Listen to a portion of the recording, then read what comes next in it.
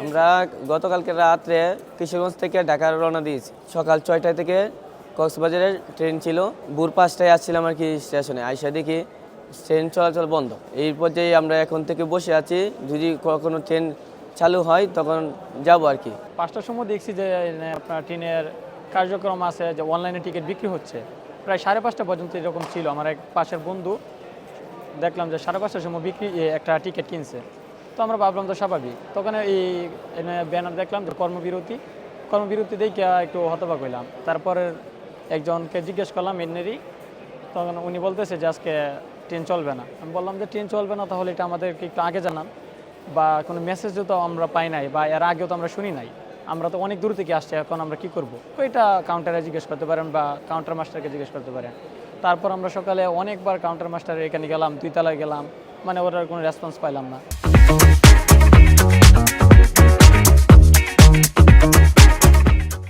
এখন পর্যন্ত কোনো কানা দানা নাই, এভাবেই বসে আছি।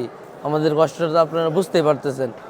তারপরেও তো আমরা অপেক্ষায় ছিলাম যে একটা সমাধানে আসবে। সকাল থেকে বসে আছি ওদের আশাবাদী।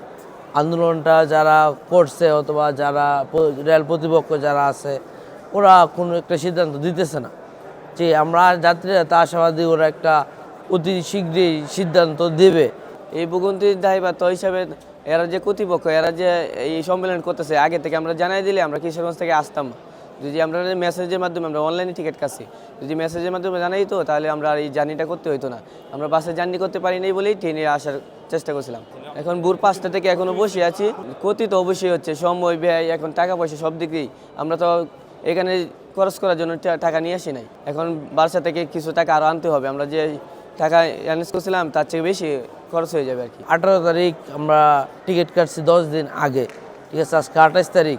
এর মধ্যে আমরা কোনো নিউজ অথবা এরকম যে আন্দোলন অথবা ট্রেন বন্ধ থাকবে এটা তো আমরা ওরা কোনো নিউজ করে নাই, আমরা জানতেও পারি নাই। আমাদের মতো অনেক যাত্রীরাই ভোগান্তির মধ্যে। আমরা তো বসে আছি, ওরা অধৈর্য হয়ে চলে গেছে। বিরক্ত বলতে গেলে দেখেন, এত দূর থেকে আসলাম, এরপরে এতটা জার্নি। গতকাল রাত্রে আসছি শুধু আজকে সকালে ট্রেন ধরবো বলে। এরপরে 9টা বন্ধু অনেক দিন পরে একসাথে হচ্ছি, মানে সময়, এরপরে মনে করেন যে আর সব দিক দিয়ে তো আমাদের একটা মানে হতাশা যা বলতে হয় আর কি আমাদের জন্য। আমরা কক্সবাজারের উদ্দেশ্যে রওনা দিয়েছিলাম। এখন দেখা যাচ্ছে বাসে যদি যাইতে চাই তাহলে দ্বিগুণ টাকা খরচ করতে হবে। আর এখানে তো অনলাইনে টিকিট কাটা হয়েছে, এই টাকা তো আমাদেরকে এখনো ব্যাক করা হয় না। কবে দিবে সেটারও নিতে তো টাইম দেয় না। যেহেতু ওরা শ্রমিকরা আর ওই রেল কর্তৃপক্ষই, তাহলে ওরা এটা সমাধান তো ওদের মধ্যেই হয়ে যেতে পারতো, বেশি বিষয় না।